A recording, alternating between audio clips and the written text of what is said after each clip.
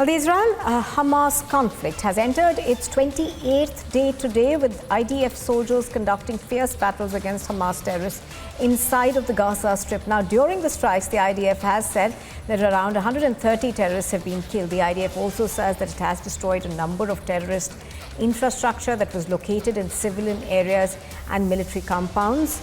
The spokesperson has released a video of the airstrikes, and we're going to play out those for you. There you have it. So these are airstrikes which Israel says it has been able to conduct inside of the Gaza Strip, even as we are now learning that Israel has released a statement saying that they have completely encircled the Gaza Strip, various entry points. Let's go across to Gursimran, who's joining us live from Sderot. Gursimran, good morning.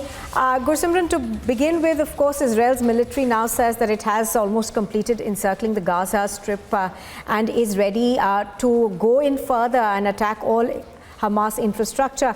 But give us an update on all of that the military has been saying, and also tell us a bit about, how Israelis are taking all of this fighting back from where you are reporting. What's the mood, in a sense, of theirs there? Because it has been a contracted conflict now, almost a month it's going to be reaching.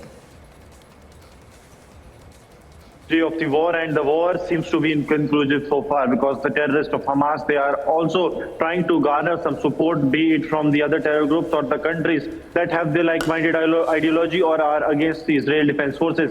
Now we speak of the operations that have been carried out in the past 24 hours.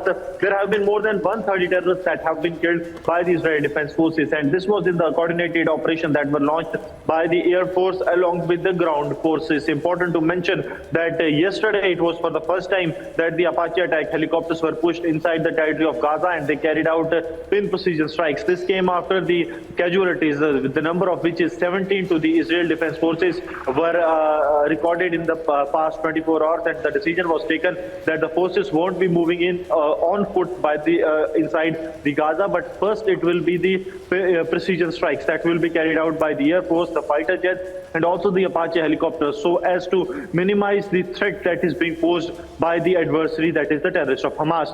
Now 130 terrorists, including the top commanders, have been killed, so this is a big relief to the Israel Defense Forces, as many of those who were perpetrators of October 7 attack have now been neutralized. And now coming to the situation that is developing in the north, we speak, there has been a threat that has been issued by the Hezbollah chief Nasrallah that has asked Israel to stop the strikes that are being carried out on the terrorists of Hamas. Otherwise, they will be launching a full-fledged war against the state of Israel. So a time of today's afternoon has been given by the Nasrallah group that's meant to be irrelevant for the authorities of Israel. So we can expect that later, when an address will be made by the Nasrallah, who happens to be the chief of Hezbollah group operating from the north, that is from the Lebanon border, he will be going on the same lines as being did by the Yemen side or the Houthis, which have made it clear that they will be launching official war against the state of Israel. So similar is expected from the terror group Hezbollah, that has already fought a war with the Israel side in 2008, a full-fledged war, and now they are trying to open the other front officially against the state of Israel. So a two-front war is what seems to be now unavoidable for the Israel side, but the sources within the